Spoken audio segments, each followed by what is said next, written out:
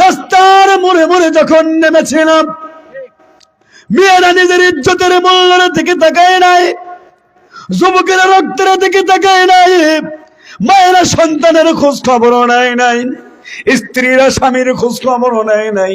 শুধুমাত্র জালেম মুক্ত বাংলাদেশ চেয়েছিল। আওয়াজ দিয়ে বলো ঠিক না বেঠিক? কত ইউটিউবে ফেসবুকে দেখেছিলাম,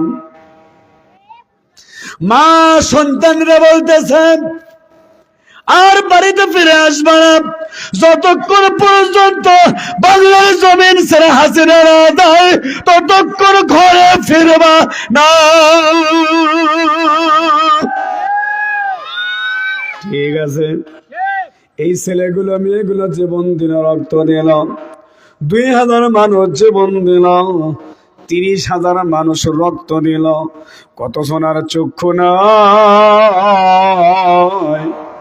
আমার গাবতলির বুকে, দক্ষিণ গাবতলির একটা ছেলের চক্ষু নাই নাই নাই। প্রচন্ড পুলিশদের গুলির কারণে চক্ষুটা একদম অন্ধ হয়ে গেল। কতজনে পা হারাইছে, কতজনা চক্ষু হারাইছে, কতজনে হাত হারাইছে। ও বন্ধুরে, লক্ষ্য উদ্দেশ্য একটাই, বাংলাদেশটা নতুন হবে, বাংলাদেশটা ভালো হবে, বাংলাদেশে দুর্নীতি থাকবে না, বাংলাদেশের মানুষ অধিকার ফিরে পাবে। কথা বলেন ঠিক না ঠিক? অন্যায় জুলুম বিচার থাকবে না, থাকবে না, নারী ধর্ষণ আর থাকবে না, ঘুষ আর থাকবে না, রঙ্গমঞ্চ থাকবে না।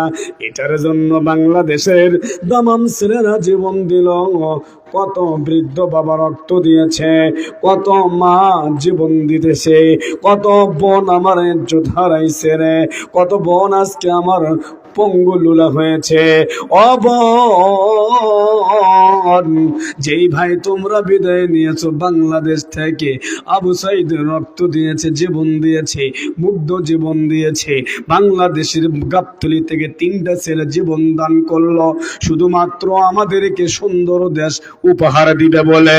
আওয়াজ দিয়ে বলো ঠিক না বেঠিক?